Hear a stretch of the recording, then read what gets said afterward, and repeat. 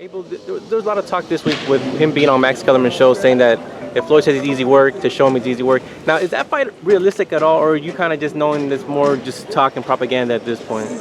You know, I think that Floyd is a hell of a businessman, and he has proven to all of us that he makes decisions and he talks when he talks for a reason. He's been mentioning Golovkin, maybe he has in mind. I don't know, I'm not in Floyd's head, but from day one, Golovkin's always said that his dream fight was against Floyd. Mine was against Chavez.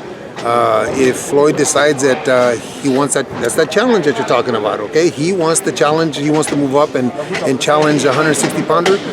And for Floyd, we would drop down 154 because I think Floyd deserves that. Canelo doesn't deserve that. Floyd deserves that because of what he's done. He would drop down 154. Now, we'd be given an advantage of Floyd, but I think that's the kind of fight that it would be interesting. It'd be interesting. I don't know, could he have the power that he had today?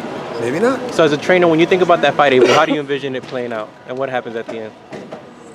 You know, I see a decision.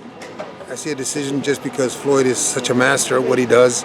I see a decision because we're going to drop down 6 pounds and give him a slight advantage. Maybe the power won't be there, but I see Floyd doing what Floyd does and it being the kind of fight that could happen twice. Hard to imagine Gennady's power wouldn't be there even at Well, you know, 6 pounds is a lot. You saw Chocolatito today. Yeah. Chocolatito is struggling to make 112.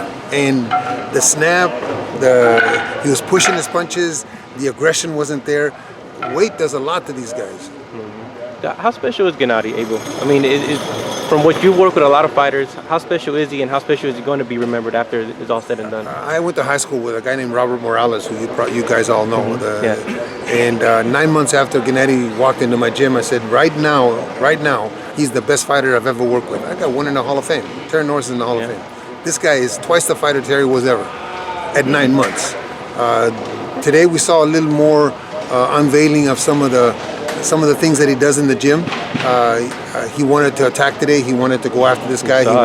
And then when it got too easy, he put his face out there again. You know, it just bugs the hell out of me, but there's nothing I can do about that. Hey, but go ahead, finish. I said it 4 or 5 years ago. This guy's going to go down as one of the best middleweights of all times. It's just a matter of hopefully he doesn't get to be 45 before any of these guys want to fight him. Is that a real concern for you guys? No, he unifies the belts and he breaks Hopkins' record. I think that'll place him up there somewhere.